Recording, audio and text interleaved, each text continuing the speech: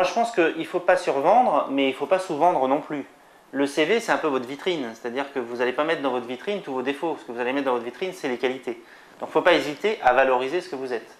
Et dans l'entretien, vous aurez l'occasion de défendre ce que vous aurez mis dans le CV. Il ne faut pas avoir un seul CV, mais il faut avoir autant de CV que de candidatures qu'on va faire.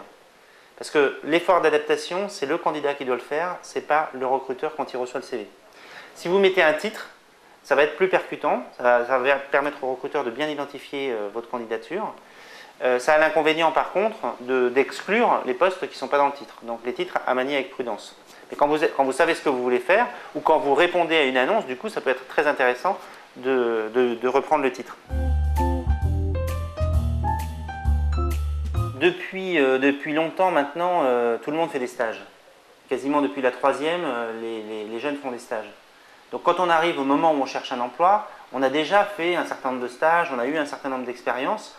Le tout, c'est de les valoriser. Quand je dis des stages, ça peut être aussi des jobs d'été. Il faut le BAFA, toutes les petites expériences qu'on a, c'est des expériences qu'il faut valoriser, qu'il faut développer, qu'il faut faire figurer dans son CV, en leur donnant du sens par rapport au poste qu'on vise. Valoriser, ça veut dire d'abord, en fonction du poste qu'on vise, essayer de rechercher les éléments de convergence qu'il peut y avoir entre les expériences qu'on a vécues et les qualités qui sont requises pour le poste.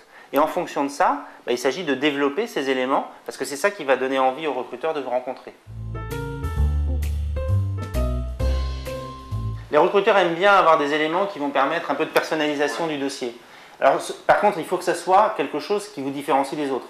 C'est-à-dire si vous mettez lecture, cinéma, football, bon, tout le monde lit, tout le monde va au cinéma, alors tout le monde fait pas du football, mais il y en a beaucoup qui en font quand même. Tout le monde ne fait pas du piano au conservatoire, ou tout le monde, voilà, il faut que ce soit des éléments qui vous caractérisent vraiment. Si vous avez une activité associative, si vous avez une activité dans laquelle vous avez une activité de loisir, dans laquelle vous avez eu des activités d'encadrement, ça va être des éléments qui vont être très intéressants pour vos recruteurs.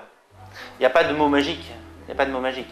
Par contre, c'est bien d'avoir des verbes d'action, de penser la manière dont on présente chacune des expériences, de donner des éléments chiffrés quand c'est possible, pour essayer à chaque fois de faciliter le travail d'imagination du recruteur sur ce que vont être vos compétences et encore une fois, lui donner envie de vous rencontrer puisque c'est ça l'objet du dossier.